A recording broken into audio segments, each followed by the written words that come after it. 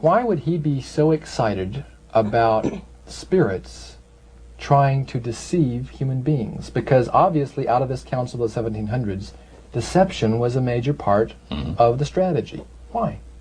Well, he says it's deception. It's like politics. You know, you believe in one candidate, the other person believes in the other candidate, and they're fighting to get the position, and it's just a matter of who's going to be the smartest. And with Lucifer, the fallen cherubim, he's very smart. He's going to win, and Christ's going to abdicate the rights of the planet. He's going to resurrect his people, have established his kingdom that lasts for ever and ever. God won't be able to destroy him because it would be against God's, the Creator's nature to destroy Lucifer in the fire. Beside that, he said, spirits now, even spirits, have the capacity now to outlive fire. He says, you don't believe it? Go to India or some of those countries where they have firewalkers. And it's done by the power of demon spirits. These people are energized by demon spirits, so they can walk on those hot coals without burning themselves. And this is what the high priest said. And he says, if they want to use fire, they can use it. It's not going to burn anybody. So that's the way they believe. So this high priest was almost talking to your group in an evangelistic fervor. Oh yeah, because he figures that he's going to be one of the higher ups in the great kingdom. Okay. Now, of the group that was there that night, 60, 70 people, I think you've mentioned before. Yeah, it varied. How many of those were people who were hardcore members, and how many of them were new inductees? Well, we were the only two youngsters there, so to speak. You and your friend. And how old were you at that time, Roger? I was about 20. 20 years old. Mm-hmm. Yeah, 20 years old. Did you have a feeling of awe over the fact that you had been chosen? Yes, in a way. And then I got thinking about this. When am I going to have to pay the price? The cost. My parents had brought me up like this. If you get involved with evil, you're going to reap what you sowed. So you want to be upright in life. And if you associate with evildoers, they'll probably land you in jail or somewhere else that you wouldn't want to be. So there's always a price to be paid. So you had that little something maybe instilled by your mother and father a long time ago that kept you from making that full commitment. Now, one of the things that really amazed me and shocked me and made me sick at heart is when the priests talk about Christian idolatry. What is Christian idolatry? The priest mentioned that word. Yeah. Tell us what he said, Roger. He said that Christian idolatry is the most grandiose or great deception that has ever been brought upon the human family, upon mankind. And he says, and he boasted, that demon spirits are continually defiling Christian churches through the avenue of necromancy by using a form of spirit worship that involves hundreds of millions of Christians into idolatry without their being aware of it. Now, what is necromancy? Define necromancy for me. Their belief, popular belief of necromancy, is to conjure the spirits of the dead. So that you can speak with someone who has died. Like the seance that you originally went to was the practice of necromancy. Yeah. Now, the priest says that the super deception is brought about in only one way. Through the deceptive belief that man has an immortal soul that lives on after death. And he said that constitutes idolatry through necromancy. So he says there are hundreds of millions of Christians that are practicing idolatry while they think they're glorifying God. See? Because they believe that the soul is immortal. Yeah. They may not be talking to the supposed spirits of the dead. Oh, yeah. Contrary to popular belief, necromancy does not consist of conjuring the spirits of the dead. The reason being that man is totally mortal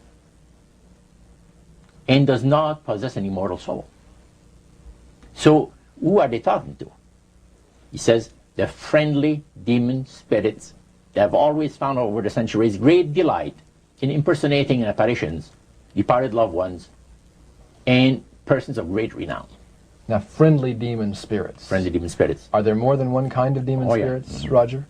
Well, there's three main divisions, and then there's divisions within those divisions. You have the friendly demon spirits that seem to have the finesse and the refinement, and they're not upset about what happened when they were thrown out of heaven, from what I gather. Then you have the warriors. They like to bring misery and destruction in the lives of people. Then you have the oppressors. And the oppressors are the real wicked spirits that hate God with all of the Creator with all of their might, you know. So he went on explaining. He says, now, necromancy is in reality a belief, a religious belief. People believe that the dead have entered into a higher state of existence than they had when they were alive. Also that they are in a position and have the capacity to help the living here on earth. See? Then he said, he says, this is where things get really interesting. He said, according to the great master, a person does not have to supposedly call upon the spirits of the dead to receive help, you see, to be involved in necromancy. All he needs to do is to believe in life after death. Because he said, necromancy is the belief that man is human, as a human being, as an immortal soul. So anybody that believes that man has an immortal soul is involved in necromancy. It's that simple. That's the way he explained it. Yeah. So how does that constitute idolatry? By people believing that they are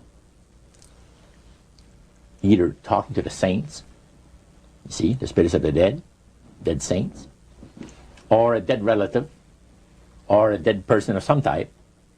And you take, for instance, like Loretta Lynn. She says on national television, and I have the data on it, that I heard it myself. She said that she was made successful in her singing career by a dear friend of hers that was the same age as she, and died when she was 18 years of age. And Loretta was trying to get into the singing world, you know, but she says, I had no success at all. Until one night I was sitting in bed reading a book. And she says, who walks right through the wall with my friend, the spirit of my friend? And she says, Loretta, I'm going to make you a very famous person in singing Western country music, and I will be with you all the time. Trust me. And she says, she had a big concert once, and she was coming down with this bad cold. And she thought that her voice was going to give. She talked to her spirit and felt that she was going to be helped. And she got on the stage and she started to sing, and right in the middle of where she really needed the power, no power at all. And her spirit friend tapped her on the shoulder and started to sing for her. She said her voice went through me, the power. See? Now you saw this in a television documentary? Yeah.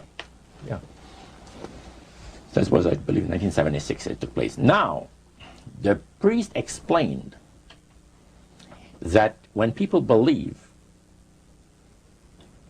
in this business, they are actually opening themselves to be completely deceived by demon spirits, because it gives the demon spirits an opportunity to impersonate the dead, see, and for people to believe their lies.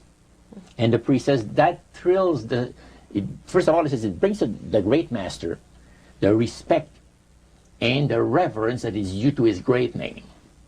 And it makes all the other spirits exceedingly happy, because they are the ones that have worked to lead people to believe in life after death. See? And they rejoice also. And that's the extent of what Christian idolatry is all about. Friendly spirits, just to digress for just a moment. You mentioned 3 different categories, and the friendly spirits are the ones that love to impersonate being a historian or something.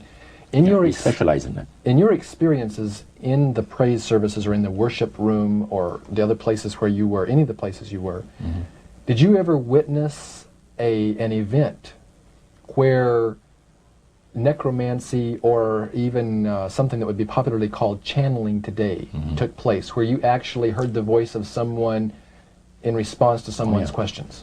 a number of times, but there was one time in particular that